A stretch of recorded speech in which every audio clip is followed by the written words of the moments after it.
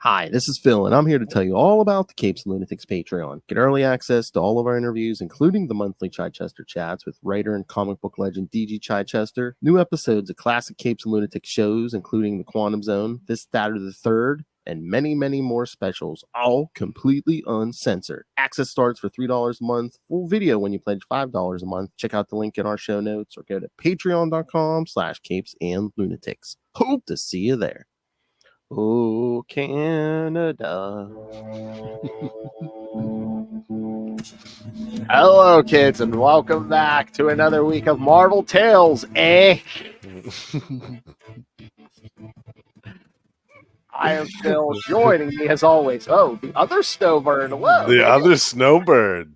Snow owl. Just in the owl, swooping back in north of the border.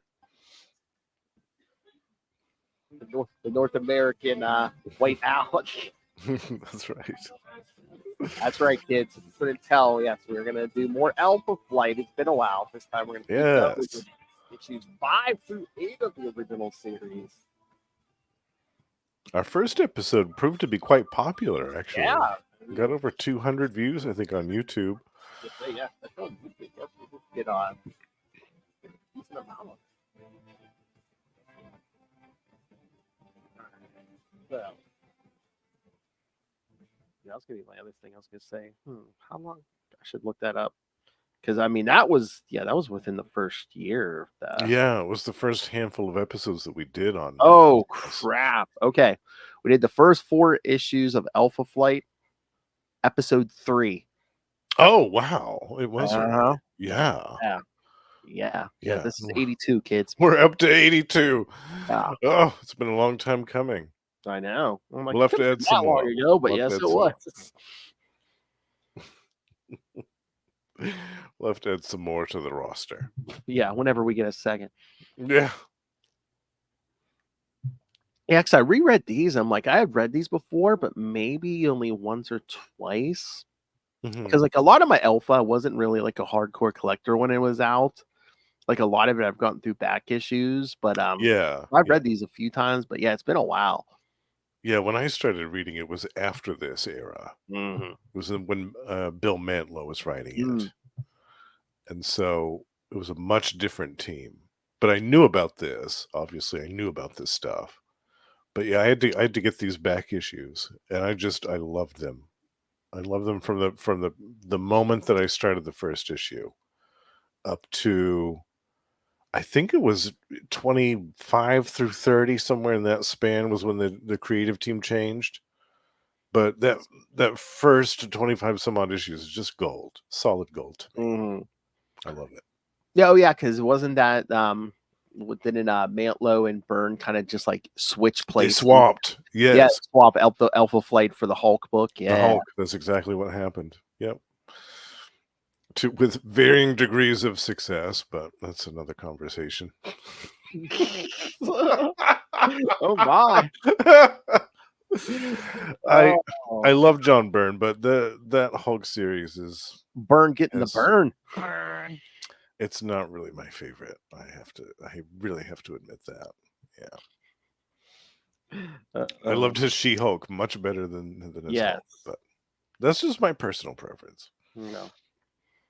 I don't know what's the secret to Byrne's success if there's not a character he wants to F in there in more difficult form. Well, no, because that didn't apply with Namor, and that was absolute triumph. I don't know. Well, you don't know that. Well, you're right. You're right. That's a whole other conversation. You're not the person who casting stones at that glass house, sir. My favorite biscuit. We'll be talking about him later in the year, actually. The John Byrne. Oh, yes. Namor. Around my birthday. Yes, for your birthday month. Yes. I'm so happy about that. Oh, boy. That's what I need for your birthday. Yes, I need some male strippers to pop out of a cake. What do you need them to look like? Well, can they wear green Speedos? Okay. Dark hair? Yes. Can their head be kind of triangular? What? You heard me? Slap some Spock ears on them too.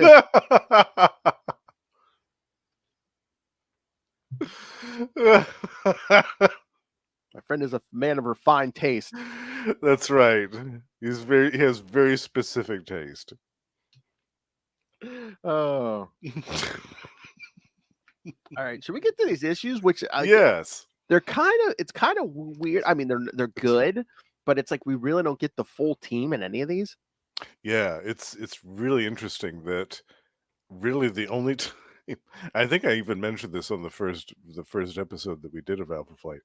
The only time that the team is actually together is the first issue, and then after that, there's all kinds of stuff. Like remember in the second issue, Marina went crazy and slashed Puck's guts out, and then fled off into the ocean. Like, and then all that other stuff happened. So John Byrne split up that team right off the bat.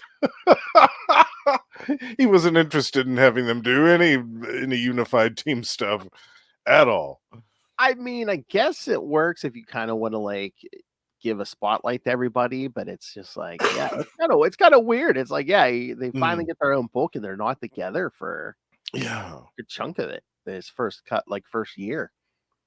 In a way, it's interesting though, because it gives a chance, like as we'll discuss in these issues, it gives a chance to focus on some of the individual members of the team and kind of flesh their characters out. Yes. As a spotlight, rather than in the context of a team book where 7 or 8 characters are constantly juggling for space. Yes. To have their own narratives heard. These characters are all quite complex. So I feel that the decision to have their origins be fleshed out in this way with these individual spotlights was a good one. Oh yeah. And then we get the little backups in the back that do even more. Oh yeah. As far as the origins of these characters, it's great. Oh yeah, because again, this first issue 5, Puck and Shaman are the only two members to appear in this issue, and they were last seen in Alpha Flight number 2. Right. Yeah, because the other members of the team were dealing with the master of the world and all that stuff, and the Plodex, and so funny. All right, let's get to this. Oh yeah, and we have more backups in these too. So, All right, so Alpha, get Puck on the cover there. Alpha Flight number 5 from December 1983. What fools these mortals be? All right, writer, penciler, and inker, Mr. John Byrne. Getting that money. Doing it all. Colorist Andy Yanchus, letterer Tom Morzalski, and editors Denny O'Neil and Linda Grant. All right, and like you said, Puck's in the hospital because Marina kind of gutted him. Which we'll discuss. We'll discuss this after I do these, but because again, I don't know. They kind of retcon Puck a little bit later, don't they? They do. They mess with his origin a bit. Yeah. At a hospital in Fort Albany, Michael, 2 young men. Sounds like an alias for you. Treats his comrade Puck for injuries he sustained at the hands of the feral Marina. He combines his medical knowledge with that of Sarsi mysticism in order to reduce Judd's pain. Later that night, the painkillers wear off and Puck begins suffering terribly from his wounds. He tries to summon a nurse, but no one responds. Getting out of bed, he scampers down the hall to the nurse's station where he stumbles upon Nurse Daly. She appears flustered and fumbling about with several vials of painkillers. Puck suspects that she may be an addict. The following day, Puck consults with Chief Administrator Dr. Craigborn. Craigborn wants to call the police concerning Daly's possible drug problem, but Judd suspects that the issue may be larger than just one junkie nurse. He asks Craigborn to give him 48 hours to resolve the mystery. That night, Judd catches Nurse Daly meeting with her supplier. He tracks them back to a boathouse and gets into a fight with 2 drug dealers. He succeeds in defeating them, but also manages to tear open his stitches. Puck passes out onto the floor. He awakens back inside his bed at the Fort Albany Hospital. He speaks with Dr. Craigborn and a detective named Sergeant McNamara. McNamara has concluded that Nurse Daly was the actual ringleader of the entire drug operation. After McNamara leaves, Craigborn attempts to give Judd a sedative. Puck realizes that the needle was actually filled with insulin and punches Craigborn. He knows that Craigborn is the true ringleader of the drug operation and was letting Nurse Daly take the fall. Puck calls Sergeant McNamara to come back and pick up the corrupt doctor. So that's the main story. So The A story. Yeah. yes, and like I was saying, like I was trying to remember. Yeah, like later on, did they retcon it where, like here, Puck is just like a little person, like a dwarf, but it's like later on, isn't it just he used to be of average size, but was it like a curse or something was placed on him? And yeah, there was a mystical demon called Razor, yeah, which kind of like inhabited his body, and in doing so, it kind of like condensed his body down to the size of a little person. Yeah, a dwarf. and So yeah, I don't think he was invulnerable, but didn't it make him like harder to injure and stuff? It changed him physically. Yeah. Yeah, but beyond just the stature. Yeah, I don't think it gave him like a healing factor or anything like that. But I think he was it just did. tougher to hurt. Yeah. So yeah, but that was out long after Byrne was gone. So Yeah, there was a Bill Mantlo thing. I think that was around issue 50, if I remember right. says something like that. Yeah, because they busted up the team again around issue 50, and they whittled it down to a trio back then. So I think that was right around then. And Loki was involved with that story. That was a wild one. We'll cover that one sometime. I didn't like that. I didn't like the fact that it was a mystical curse. I liked the fact that he was like a little person, a dwarf. I thought that was actually really cool. Yeah, because you don't see a lot. You don't see a lot of little people superheroes now. Exactly. That was singularly unique in comic books at the time, and I really enjoyed that. And he was an awesome, awesome member of Alpha Flight. Yeah, And sometimes later on in the series, he actually kind of held the team together. Like he was the heart and soul of the group. mm-hmm. So to have it be this mystical affliction, I didn't like that. I thought if you want to have this demon, this mystical demon Razor or whatever be part of something, then that's fine. Have him be part of his backstory. Yeah, then that's great. But don't have it. Yeah, like it's not a was science weird. fiction thing you have to explain. There are little people in the world. Exactly. Yes. Like if you wanted to do the Razor thing and say, "Oh, that's why he doesn't age," be like, "Okay, Right. so he doesn't age." Yes. Yeah, that's why he was around in like World War I. Yeah, exactly. Yeah, exactly. And that's why he's harder to kill and when you try to fight him. Yeah. Yeah. But yeah, but I mean, it was fine. We also get our after school special issue here, you know. I know, right? I kind of liked that though, that it was just, a bunch of drug dealers in this rather than some 2-bit supervillain or some and the twist with the doctor at the end surprised me the first time I read it. I was like, oh, I wasn't surprised. I wasn't expecting that. That's a nice little surprise there. Cool. What a twist. Yeah. But I guess he couldn't throw too big of a threat at Puck though, because he was like injured and definitely. Yeah, it was just enough of a threat for him to face in his injured condition. Yeah. But I do like that cover, just him bouncing over from the back to the good, front. right? With that bright yellow background. Yeah. So cool. Yeah. Puck. I'm not your buddy, guy. I'm not your guy, friend. What the Puck? He's just pucking around. Oh, nice. I'm like, where's that name from? Is there like saying, oh, he's like, a hockey puck or so? He just bounces it, he like just like flies around like a hockey puck or something. I don't know. That was always my understanding of the origins of his nickname. Yeah. All right. So should we get to the backup?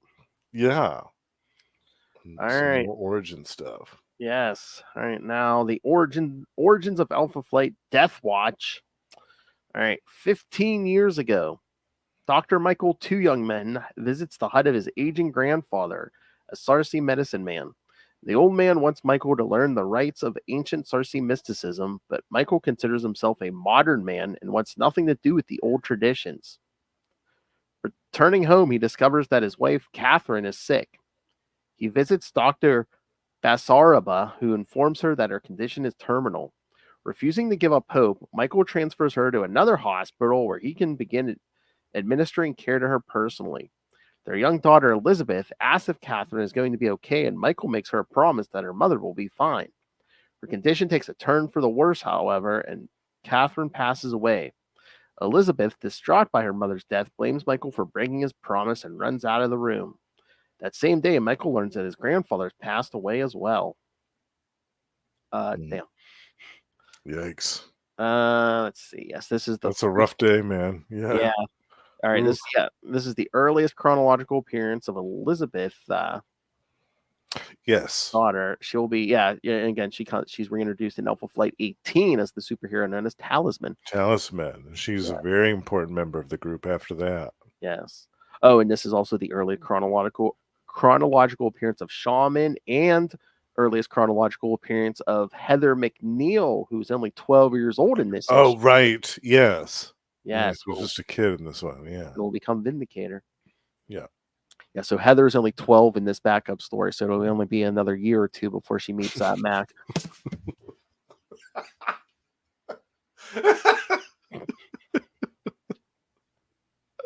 Oh, we discussed that last time too, kids.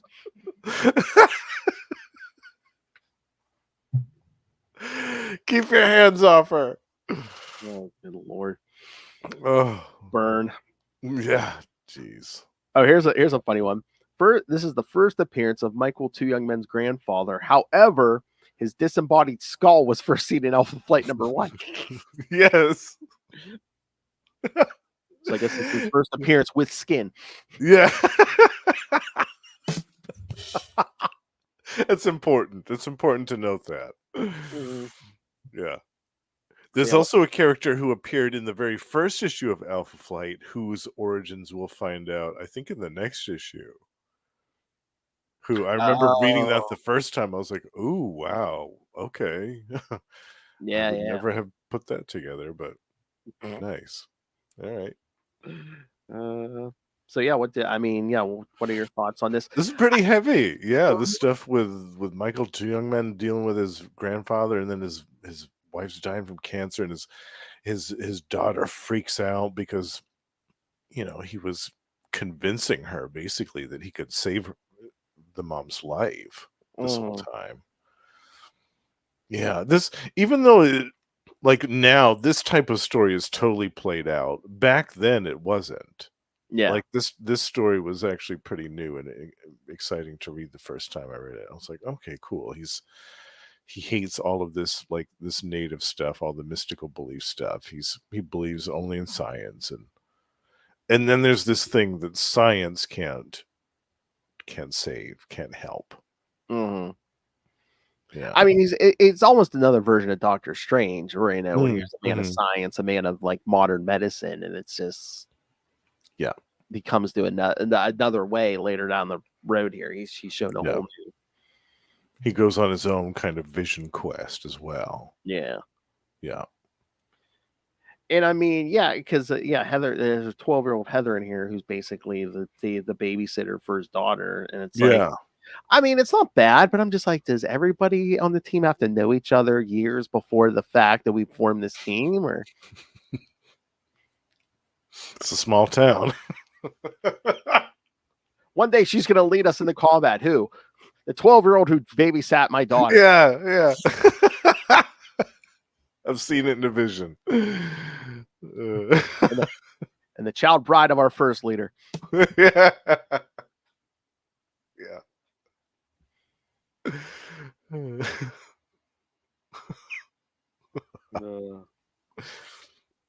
Yeah, what did you think of this one, Phil? I mean, I liked it. I'm like, like I said, again, a lot of similarities to Doctor Strange, and very much so. But yeah, again, very good here. And again, we're not done with Shaman. We're gonna get more Oh Shaman no, backups. Yeah.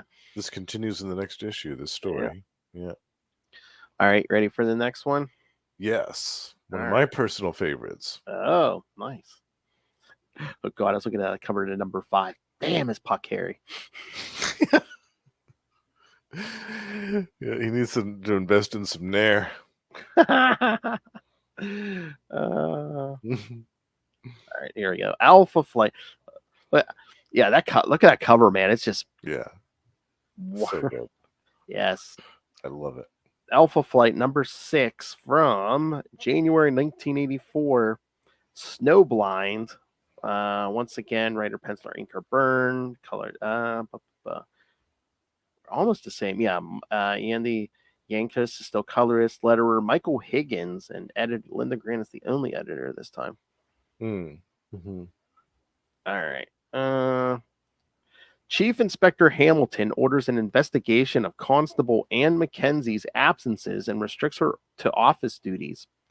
Further north, an oil rig drills up the beast Kolomak, the embodiment of winter. Snowbird breaks out of her cell to confront him. Mac muses on Department H's disillusion, Alpha Flight's independence from the government, and his role as a superhero. Returning home, he gets a surprising letter from Roxxon, because that always works out well. Oh yeah, that's gonna be bad news. Kolomak recognizes Snowbird as the spirit of the Hodiak and the power of Nelvana and fights her with snow blindness. She transforms to a bear, an owl. Oh, I wonder this is one of your personal. Yes. Tell the owl. Yes. A bear, an owl, and a human, and fights him, finally tricking him into causing an avalanche of rock, burying him beneath the tundra again. All right. So yes, how did you feel about? I love it. The character of Snowbird is obviously one of my favorites. I love shape changers, and just not just shape changers that can turn into like one thing, but like Yeah. multiple different things. I love that. There was a character that George Perez later introduced called Silverclaw that was kind of like that. She could transform into whatever creature was in the Amazon rainforest or something. I really like characters like that. So Snowbird is one of my favorites, and I love this story. The fact that half of it takes place in the middle of a whiteout, a literal whiteout, Yeah. with this dialogue. There's like 1, 2, 3, 4, 5. There's like almost like 5.5 pages. Yeah, it's completely whited out, kids. All you see is like text boxes and dialogue bubbles and thought bubbles and sound effects. That's it. That's it. Your imagination has to fill in the blanks of what's happening because it's a literal whiteout.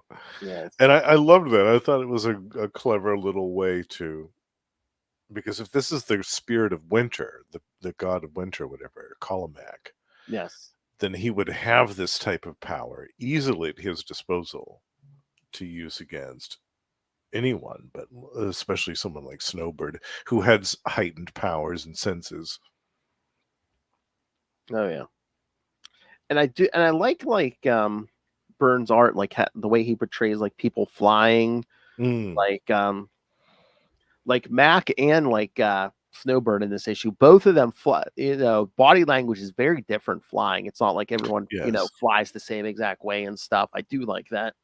Yeah, because he's using a scientific method to propel himself through the he's air. using that suit, and she's basically it's all her. Yeah. And I love the fact that we had like a little subplot here with Roxxon, with him getting the letter from Roxxon. I liked that. Mm-hmm. Yeah. That would be a nice commute home, just being able to fly home. I know, right? Think of how much faster it would be. Oh, yeah. No traffic. Yeah. Yeah, and this is some great artwork. I love Kolomak. I think he looks so cool. The design is so great. Yeah. And we'll see a lot more of these beasts later on in this series, and they're all fantastic Nemesis. Oh, they didn't put it on the cover, but yeah, that first page. It was Assistant Editors Month, kids. Oh, yeah. I wonder if they still do that at Marvel? Assistant Editors Month. I haven't heard them say anything about it. So I don't know. I think sometimes if they brought that back, fill in if they just yeah.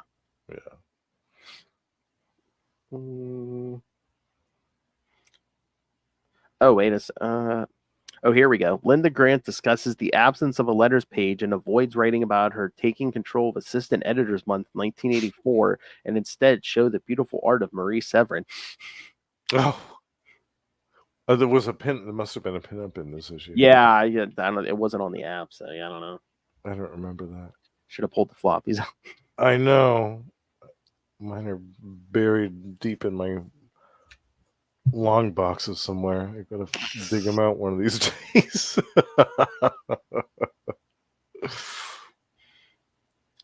That's the thing. When I was collecting the back issues, I think I found like the earlier issues easier than like stuff on the other side of 100. It's like that's what your gaps in my collection are. I don't know. Yeah, me too. As you got towards the end of the series, like the print run got smaller and stuff. Yeah.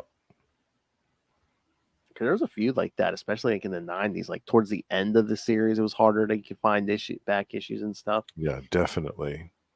Yeah, those last few issues of Darkhawk are going to cost me a fortune if I ever want to get them. And Guardians of the Galaxy, the 90s series. Oh, yeah. That one as well. I think there's like two issues. Is it only like 2 issues I need to complete my Mark Spector Moon Knight run? I think it's like 55 and 57 or something. Yeah. Oh, God. I've given up on that. Yeah. I've given up on that goal. With that Steven Splat art. Oh, yeah. Especially with that. Good God. Yeah. No. Those boobs scare me. Exactly. Yes. Good all the time. All right. All right. Anything else on this one? Should we get to the backup in this one? Yeah, let's get to the conclusion of Shaman's origin. Yes, origins of Alpha Flight the old ways. Dr. Michael Two Young Men opens a bag containing his grandfather's skull and is confronted with his spirit, who begins teaching him to be a shaman. His final test is to take pine needles from an empty medicine bag, and when he passes, Doctor Strange and the Ancient One applaud from New York. Speaking of Doctor Strange. Yes. Yeah. They're watching from afar. But I love it's like never look in the bag. Yeah. So what you think of this one? I love this. Like I said, it's great that he had his own kind of like vision quest that he went on, similar to the one that Stephen Strange went on, but one that was more respective to his origins, his roots in Canada, and his native ancestry. I loved that. And the whole thing with his grandfather's spirit was really cool. Yeah, this was great. I kind of almost wish this was a little bit longer, the backup. I would like to see a little bit more of this. Yeah, because there's like a big gap there. Because I think it said like he's been living like this out in the woods in this cabin for like 10 years. Yeah, it almost feels like there should have been a middle piece to this origin story, and it should have been 3 parts. It feels like there was a middle piece that's missing. But yeah, I really enjoyed this. I really love the character of Shaman, Michael Two Young Men. He's really cool. And he goes through a really complex journey throughout the series of Alpha Flight. Yeah.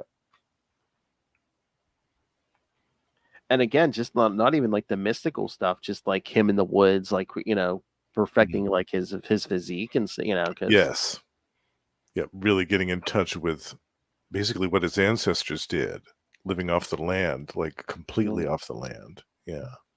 It says, as a doctor, he kept himself in good physical condition. Now he enters into a regime designed to hone his body to near perfection.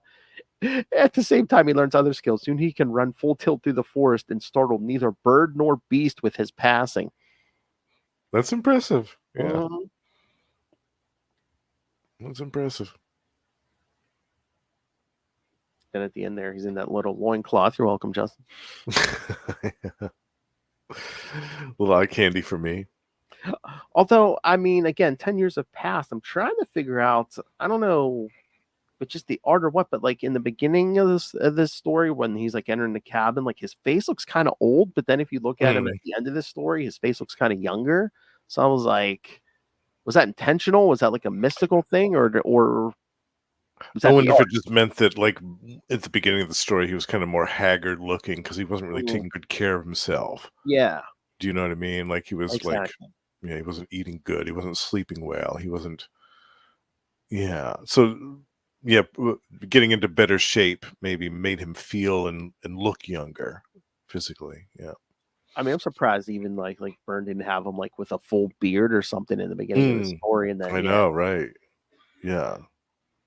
That might have been too close to the Doctor Strange thing, though. Oh yeah.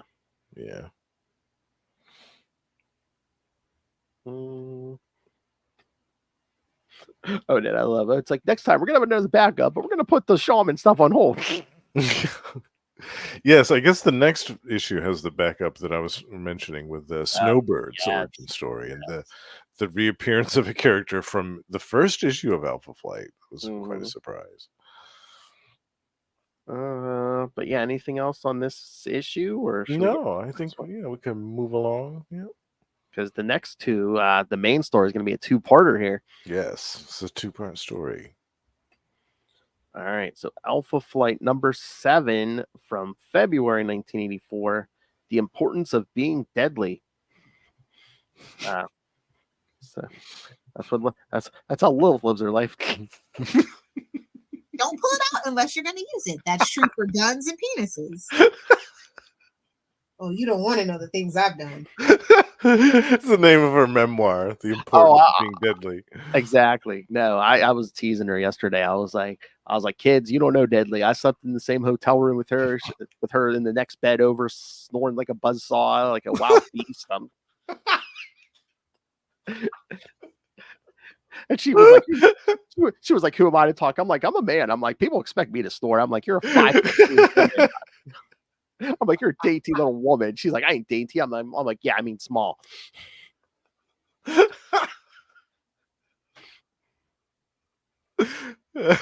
Grinding up all those souls in her.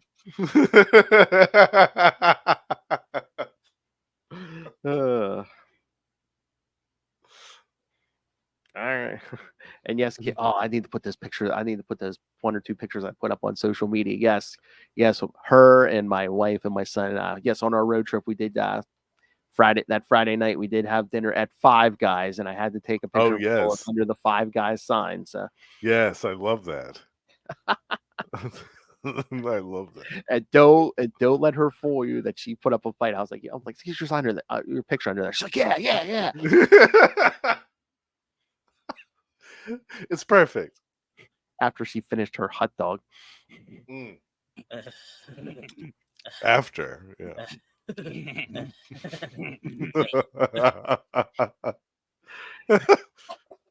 All right. So, yeah, like I said, Alpha Flight 7, February 84, The Importance of Being Deadly. Writer, penciler, and inker again, John Byrne. He's keeping it up. Andy's still here on colorist. Michael Higgins on letters still. Oh, Denny O'Neill's joining Linda Grant again. Oh, yeah, it was assistant editor's month last month. I forgot.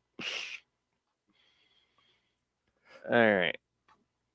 Northstar has taken his sister Jean Marie to a doctor who can't find any problems with her, but warns him she may develop a third personality. I mean, that'd have to be pretty middle of the road there, wouldn't it? A third one? For those first two, was kind of polar opposite. I don't think that's how DID works. Yeah. Yeah, it might just grow another one. Yeah. Oh, jeez. In flashback, it is revealed that the twins had been raised separately and were only recently reunited. In the street, a mugger takes Jean Marie's purse, triggering her transformation into Aurora. The mugger is bailed out by St. Ives. Northstar's dear friend Belmont takes them to his cafe, which is empty because St. Ives' harassment. He wants to buy the cafe and arrives with thugs. He kills Belmont and with a touch and takes Aurora, mistaking her for Danielle, his Belmont's daughter. In Winnipeg, Alec Thorne meets a woman with an intriguing offer. Some more subplot stuff. Yes. All right. So, what did you think of the first story? I loved this. I liked that we had a little bit of spotlight on Northstar and Aurora. And they're also very complex characters, which I love. Oh, yeah. And the introduction of this Raymond Belmont guy, like, I knew from the onset. I was like, okay, so him and Jean-Paul, like, they had a thing. Like, this is, I get it. And I think that John Byrne wanted to make it explicitly known that Northstar was gay, but he couldn't. Like, the editors were like, no, you can't. Like, this is 84. Like, you can't do that. Like, we're not going to let you do it. So you have to tap dance around the issue. You can allude to it, but you can't explicitly say it. Yeah, pretty much. Because I mean, James DeMatteis has pretty much came out and told me he's like, it wasn't my idea to not say Arnie Roth. Wasn't wasn't gay. So yeah, that was an editorial thing all day. Yeah. So yeah. But John Byrne's original intent was for this character to be gay, and he had written this plot device because you can see his Jean-Paul's reaction when Belmont says that he has a daughter. He's like, "What? You never told me about a daughter." Like, he's freaking out. Like, and so, and Raymond's like, "Oh, this is from another time when I was living another life." I, being a gay dude, I completely understood all of that reading it. I was like, yeah, I get it. I get it. And hopefully other gay people reading it back in 84 kind of picked up on that as well and understood it. And we're like, okay, like we understand why they can't say it, but we're still on board for the ride. Like, this is cool. We can get behind this. We can get behind this character. This is one of us. So that was nice to have that in. I mean, I didn't read this when this came out in 1984, but I can imagine that a young gay kid reading this and reading between the lines in 1984 was like, okay, this is one of my tribe. This is one of my people here. Like, this is cool. And kind of feel represented in some form or fashion, even though it wasn't explicitly stated. So I really I love the character of Northstar for that fact, because he was one of the first attempts with Marvel to make the statement that there are gay people. Yeah, the first time I read this, I mean, it took me a second or two. At first, I was like, "How old is Belmont supposed to be?" I'm like, "Was he like a father figure?" And then I was like, when like you said, when he mentioned the daughter, and he was like, "What? How? You have a daughter?" I'm like, okay." He was more like a daddy figure. Oh yeah, he was a daddy, all right.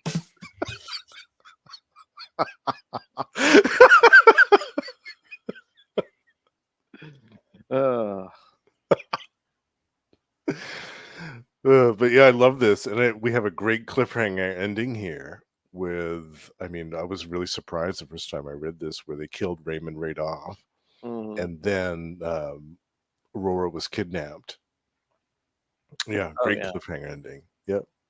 I love like the as she changes personalities. I love just like the she doesn't have to come out and say, "Haha, I'm Aurora now." You kind of get that visual transformation. Yes. At first, that shirt just the buttons start popping. It starts getting open more and more. Then the hair comes down. The hair, yeah, off, yeah, yes, and little things too with her, like her body language, like the way that her eyes, like the way she looks at people as well. Yeah, it's really cool little subtle things that are done with the artwork to illustrate that. Yeah. Yeah, I do like that. Yeah, with Byrne telling that through the art instead of just having her say, "Oh, I'm the other person." Yeah. By the way, yeah. I feel like that was well done. Yeah. Yeah, and then this St. Ives, who basically kills someone with a touch. Yeah. Yep. We'll see more of them for sure. Mm-hmm. But yeah, Aurora gets thrown. I just love like Northstar in that last page. You see the anger on his face. Yeah, Like that man is angry. This guy just just basically without thinking just killed a good friend of his, kidnapped his sister. He's like, oh yeah, he's like St. Ives is dead. Yeah, yeah. And that was another thing that made me think that they had a romantic relationship, him and Raymond. It was like he wouldn't want to kill this dude for any other reason other than that. Yeah. Other than they were really close friends. I mean, yeah. No, I knew right off the bat. And I love it. Yeah, it made me definitely want to read what happened in the next issue for sure. Oh yeah. And then that interlude. Yeah. Delphine Courtney. Alec Thorne, or should I say Smart Alec of Camouflage? Smart Alec. Oh, there's a great code name, huh? I love it. Yeah, that'd be great. Yeah, that'd be my superhero name, Smartass. Smart.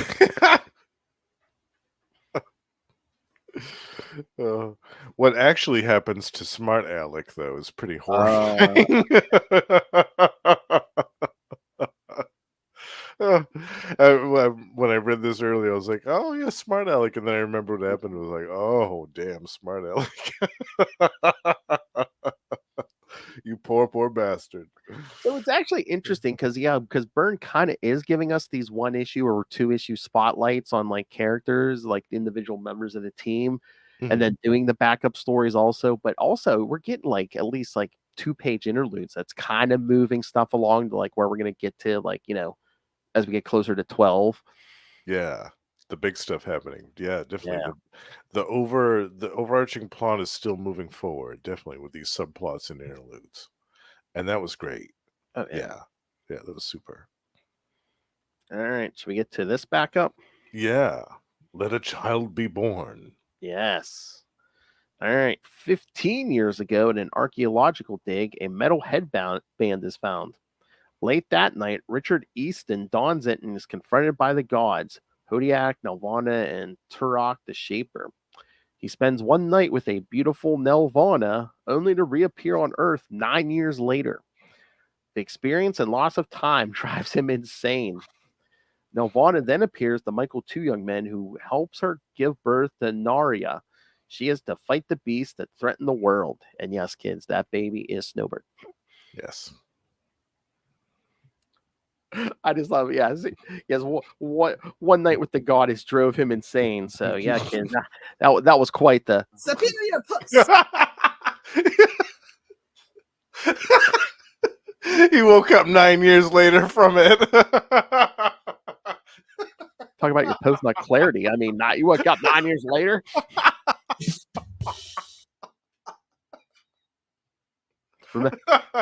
Remember, kids, the gods do not make love as we mortals do.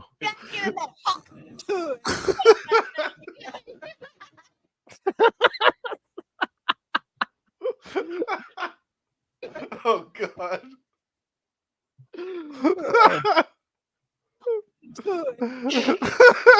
Somehow I don't think that Nelvana said that. No. But she just about did. She was like, "We need your seed." I was like, "Oh my goodness, jeez, oh my goodness, wow, what am I reading here?"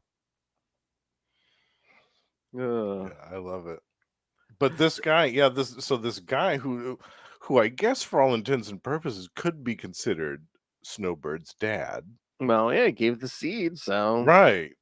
He is the one whom we see in the first issue of Alpha Flight, who is drawing the weird circle way up in the northern landscape of Canada, and who summons Tundra. Yes. At the cost of his own life. So yeah, he's one night with Nelvana drove him nuts. And you knew it was coming. Well, hail. Because asking for the seed. She's standing there naked. It's like, okay. Yeah. And before that, he sees the other spirits like around him, the Hodiak and all this stuff. Like, yeah. I think this dude was a little bit tapped out to begin with, and this experience just didn't help matters. No, yeah. Oh yeah, oh yeah, they really gave him the whole full sale. I need the precious seed of humanity Oh, within you. Precious. precious. Is that like sanctity of life, precious? I guess. I don't know. Who knows? Oh, No. all right. So basically, yeah, and then, like we said, Shaman it basically helps deliver her. So Shaman's like the big connection between most of our Alpha Flight crew here. Right. Because again, I mean, there's connection between him and Snowbird. There's a connection between him and Heather. Yeah. I think him and Puck go back a ways. Mm-hmm. And I believe Sasquatch, Walter. Yeah. They go to school together or Maybe. something. Can't remember. But yeah, Shaman is the big connector here. He's the link. Yeah, definitely. Mm-hmm. Oh yeah, that's what I didn't even think of that. Yeah, that's like the one of the only members we don't see in any shape or form in these issues is Sasquatch. Oh right, yeah. Yeah. Well, they were coming back from doing that stuff with the Master of the World. Yeah. And I think that after this Northstar and Aurora story, I think he's next. Maybe, yeah. For his spotlight story. Yeah, because we're gonna be, I think, I forget when they start, but yeah, we're gonna be rolling towards 12. 12 here. We don't know how 12. The big epic conclusion. Yeah, one of the members don't walk away from issue 12. Yep, that was a big deal. Yeah, we got. Oh yeah. Yeah, we got to cover that next year or something. Especially like back then, it was like, oh yeah, and it's not like they brought that character back like in a month or 6 months or even a year or two. Even a year. Yeah, no. Even maybe it took a few years. I mean, but I mean, that's the thing. I mean, for a good bit of this series, probably till like the 80s or 90s in the issue wise in the series. Yeah. I mean, that character was gone. So as far as if you're reading this at the time, yeah, you thought, oh, that character's dead. Yeah, I think it was right around issue 100 that they brought him back. Yeah, if I remember right, or maybe right before it. But it was a long time. Certainly, by today's comic book standards, it was like a permanent death. Oh yeah, yeah, it was like an Uncle Ben death.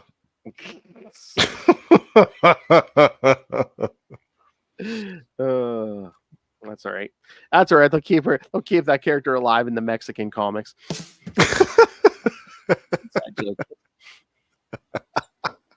I had read that before that in the Spider-Man Mexican comics that they did not kill off Gwen Stacy when they killed her up here. Yeah, I knew that part, but they're like, yeah, they gave her like a big ass.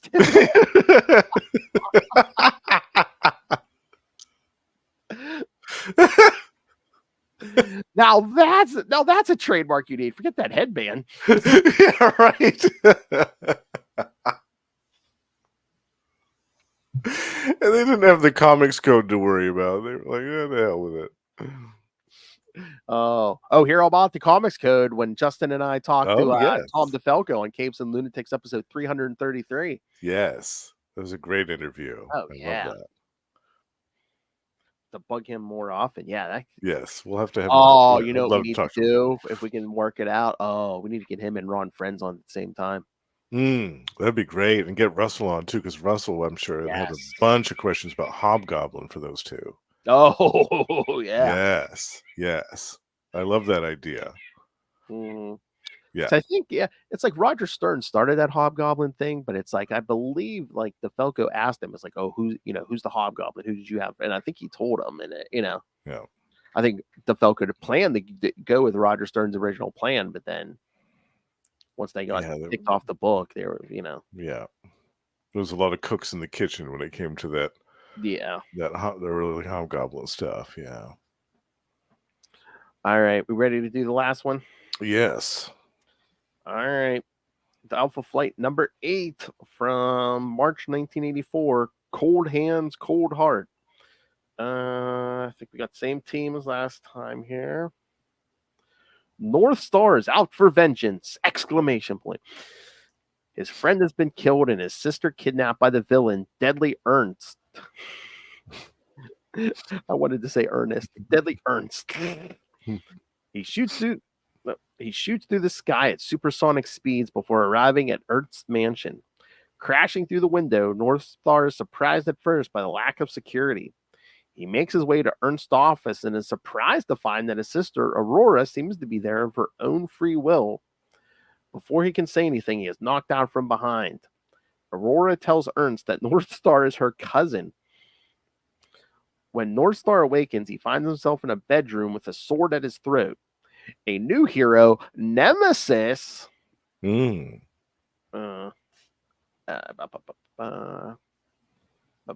Nemesis has entered the fray. Northstar explains to her who he is, and the two join forces to fight Ernst. As the two escape the locked room, Deadly Ernest reveals his origins. Ernst was a soldier during World War I. He found himself trapped in a trench with mustard gas descending upon him. Death approaches him, but Ernst fights her off and wins, granting him immortality. When a fellow soldier attempts to help him out of the pit, the soldier is killed instantly at Ernst's touch. This was the first manifestation of his new powers. Before Ernst can reveal more, Northstar and Nemesis attack. Seeing the opportunity to end her ruse, Aurora joins them in the attack. Nemesis cuts off Ernst's arm and the fight is ended. Northstar pulls off Nemesis' mask and is shocked to find a familiar face. But it's not revealed who she is in this book, though. Not in this. Yeah. Yes. It'll be later on. Nemesis knocks him out and Aurora allows her to leave. Northstar and Aurora are next seen flying together to tie up some loose ends. They come upon Danielle Belmont, where Aurora reveals her to be Ernst's partner.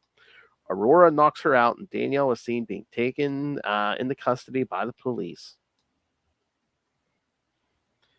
And they don't even mention like that final scene where they're like flying away, and where Northstar says to her, he was surprised. He was like, how do you put it? He's like, oh, I didn't know if like you had like slept with him to get him on your side, because what this personality is a little more flirty, and yeah. And she's like, how dare you? You of all people, how dare you? Yeah.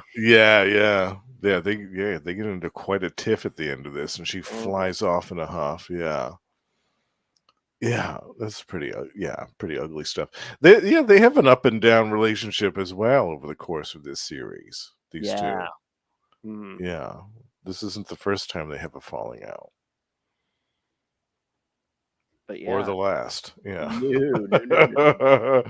Yeah, and I love the character Nemesis. I thought Nemesis was really cool. Oh yeah, with that mystical sword and stuff. I like the look too. Yeah, Nemesis. Yeah, the look was cool because kind of almost like a Spider-Man mask, a little bit. That's so funny. Yeah, there was like one panel where you see the mask from the side. I was like, that looks like Scarlet's Spider mask. Yeah, it's very Spider-Man-esque. But that I love that long flowing cape. Yes. And the cool, just the color design of the black and red is really striking, really cool. Because I love the design of Nemesis. I do like that look with like the long cape with like the characters with like swords and stuff, like Nemesis, Citizen V. Yes. Yeah, I love that look. Yeah, me too. Yeah, I love the design of Nemesis. Very cool character, and another nice mystery. Another nice subplot that will come up later on. Another unsolved mystery that we'd see more of later. Yeah, it was great. In these first few issues of Alpha Flight, we have all these great kind of mysteries within mysteries and subplots going on. It definitely keeps the reader, if you haven't read this before, it definitely keeps you interested to keep coming back and reading the next issue and seeing what's going on. Oh yeah, I couldn't even remember who Nemesis was, but I just looked it up. There was a link. Okay, yeah. Yep. I remember now. Yeah. You Oh, could yeah, say an intimate relation of Deadly Ernest. Yeah. Oh, yeah. Yeah. But yeah, the synopsis didn't mention a few things like that sword, which is only like a micron thick, so it can basically cut through anything. Yeah, even atoms. Yeah. Or a person, as we saw what happened to Deadly Ernst. I mean, yeah. the hand comes off, man. She sliced him into pieces. Yeah. Get completely bisected. Yeah. Mm-hmm. But believe it or not, he does return. Spoilers. Mm-hmm. Yeah. Yeah, that's actually a Mike Mignola issue that he comes back in. Yeah. Yeah. See, that's the thing. I'm going to want to read through Alpha Flight again. Yeah. Me too. Yeah. All right. Anything else on that one, or should we get to the last backup? No, yeah, I think we can move on to that. All right. Origins of Alpha Flight Genesis. Years ago, the newlywed Hudsons visit Heather's old family friend, Michael, two young men, now living out in the wilderness with a mysterious young woman called Narya, whom he has been raising since delivering her birth. At night, Heather witnesses Narya's transformation to an owl to hunt for a nighttime snack, leading to Michael confessing to the mystical nature of his activities over the last few years. Learning about their strange abilities, James offers them a place with Department H. Yep. The beginnings of Alpha Flight. I saw her turn into an owl. It's me, your old pal, the owl. Yeah, she's just flying around looking to get a little exercise. No big deal. But yeah, I love like the mystery because Heather's like, wait a minute. She's like, that girl, he's been kind of with her since she was born. She's like, but she looks 20. She's like, and I've known him since in that time frame, and she was nowhere to be seen. Yeah. And plus she's got to recognize that she physically looks different. Like her eyes are different, like her stature, everything about her is unique. Yeah. Yeah. Pretty smart for a child bride there. Yeah. I know that panel of her and Mac together naked I was like, oh God. I know. Jeez, how old is she in this? That's all I can think about is how old is that poor girl in this? Yeesh. Yeah, because again, this is like early. I mean, no Alpha Flight yet, so. Yeah. Didn't he wait for her to turn like 18 or something so he could marry her or something crazy like that? Yeah, supposedly. Yeah, gosh. Yeah, to marry her. Oh. But again, it's a burn issue because again, Heather and Mac are like sleeping in their vehicle or whatever. It looks like they're both naked, and Laura's running through the woods naked. Running through the woods naked in the middle of the night. Yeah. So you get plenty of burn in this issue. Yes, I just looked at the next two issues. Those are both the Sasquatch versus the Super Skrull. Oh yeah. Which you actually joined us for, I believe, on Gamma Charge a while back, I think. No, not these ones. We did the Hulk issues when Joe Fixit fought the Super Skrull. Oh, that's what it was. Yeah, that's the ones we covered. Yeah. Yeah. Oh man, I should put some of those on the list too, because I think Namor runs into him at some point too. Yeah. Oh, definitely. Oh, Byrne must love that Super Skrull. I mean, yes. Not that the Hulk one was his Hulk, but yeah, the Alpha Flight and the Namor work. Yeah, he's a great villain. Yeah, I was gonna say I just saw the cover in 9. Yes, I do see Sasquatch on the cover there. Yeah, 9 and 10 are both Sasquatch spotlight, and then we go straight to back to the team for 11 and 12. They're reunited for the big epic. Yeah. Gamma Flight. Or is it Omega Flight? I can't remember. Is it Gamma Flight? Or is it I'm trying to remember. Did Omega come later? I can't remember. Well, did you ever read? It was like I think it was around 2006 or so. They kind of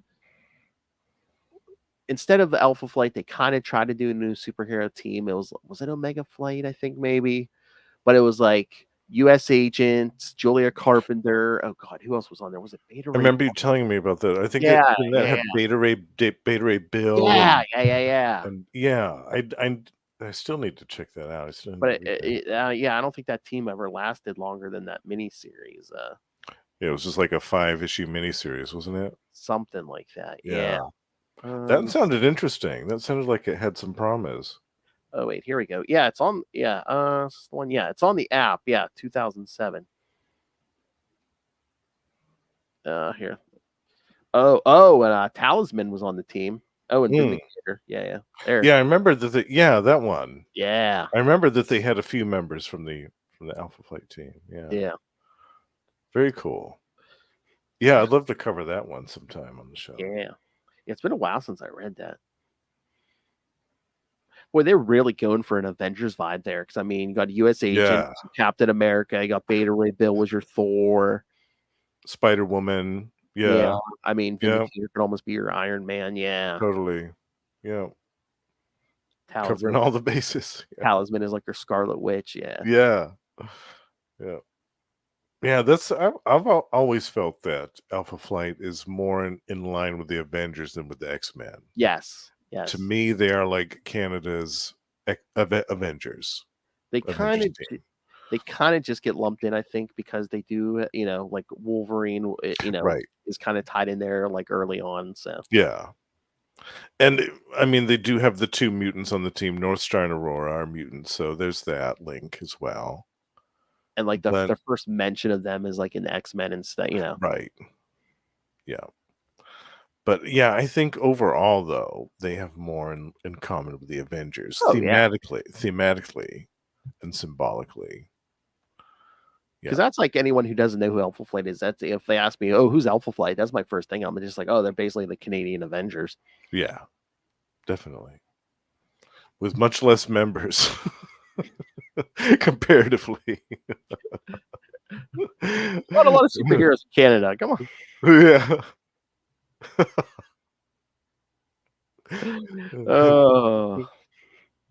Oh, that would be funny. Be like, oh, why do you want to join Alpha Flight? I couldn't get in the Avengers. Yeah.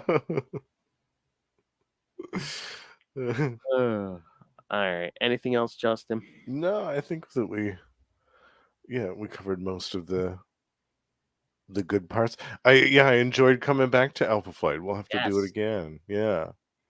Because once again, I mean, we'll have to do 9 through 12. We got to at least get into 12. Yeah. Definitely. Yeah, we got to do that end epic. The end of one of the members of the team, anyway, for a while. Exactly. All right, so let's get your homework here, kids. All right, so that's right. Next in 1 week, part 1 of Atlantis Attacks. Yes. So it'll be Silver Surfer Annual 2 and Iron Man Annual 10 with a certain Wet Biscuit on the cover. Oh, yes. I got to make that one the cover art. I have to make that one the cover art. Yeah. That's some great, I think Bob Layton artwork in that one, if I remember right. Yeah. Oh, makes me so happy. Yes, the adventure begins. Atlantis Attacks. And we'll be running for 2 whole months here on Marvel Tales. Oh, yeah. Yeah. I mean, well, yeah, 9 weeks, kids. Yeah. Yeah, because we've got the What If as well at the end. Yep. Yeah, well, yeah. Because we have the last annual and then the What If for the last. Yeah, that's fantastic. So we're going to have a great time. So basically from now until October, we're doing Atlantis Attacks. Yes. Get ready, kids. It's going to be a bumpy ride. No, actually, it's going to be really fun. Most of Atlantis Attacks I have really fond memories of. Yeah. There's only a couple of the annuals that I was like, I'm not really into this. But most of it, I really enjoyed. We also get Daredevil Annual. Is it number 5? Is it number 4? Oh, yeah. That's right. I forgot about that. Yes. Oops. So yes, kids.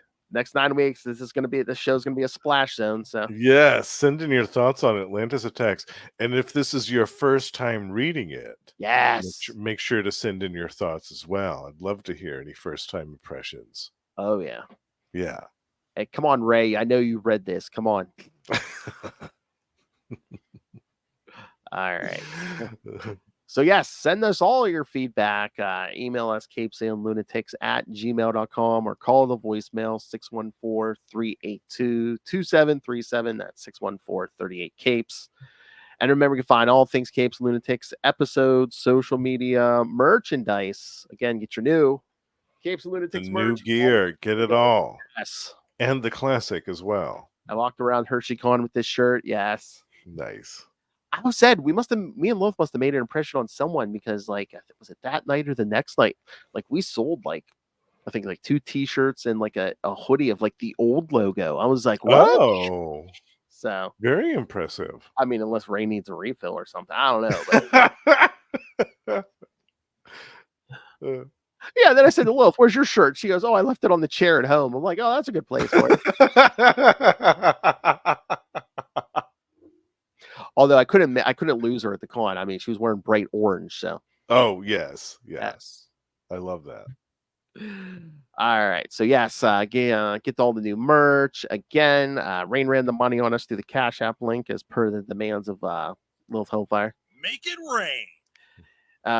It's yes, please pretend we are that young girl dancing her way through a Canadian strip club.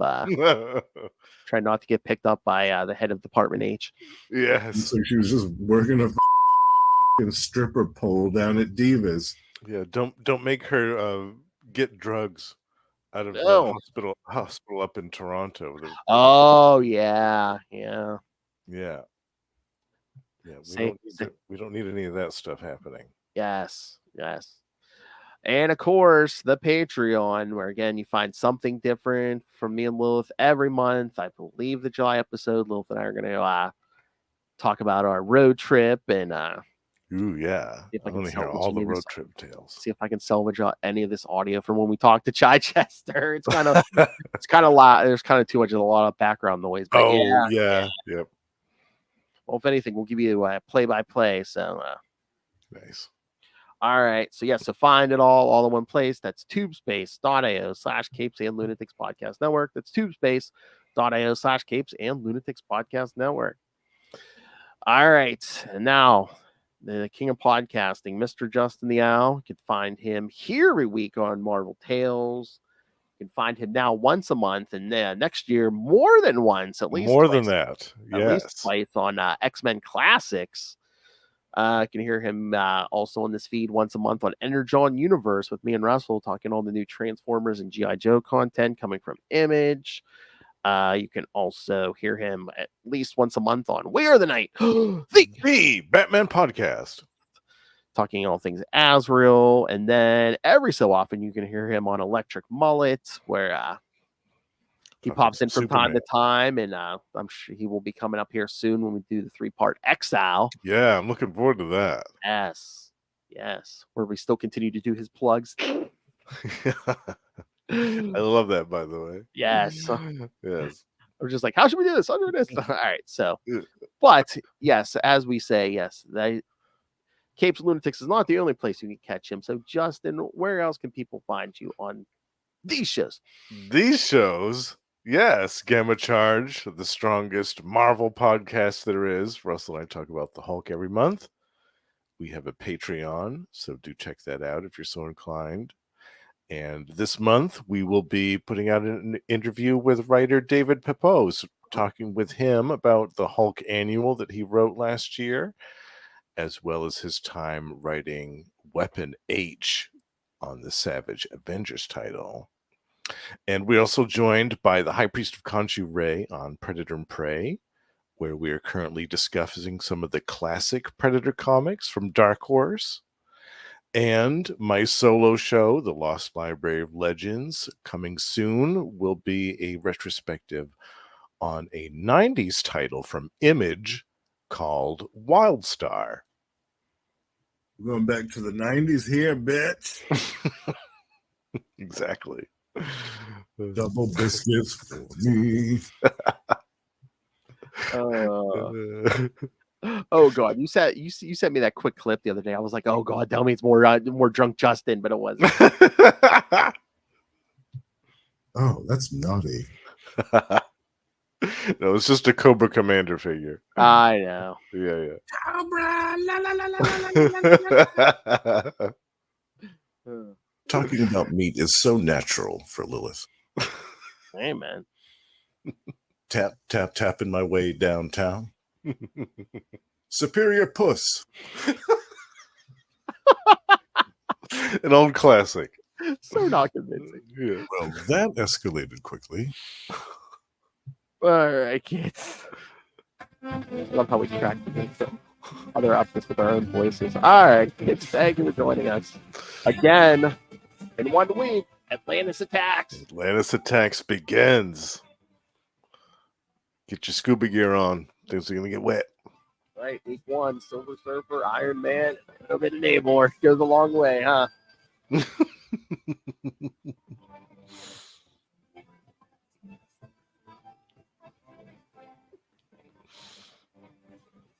Right, kids, come back next time. And remember, don't do drugs, eh?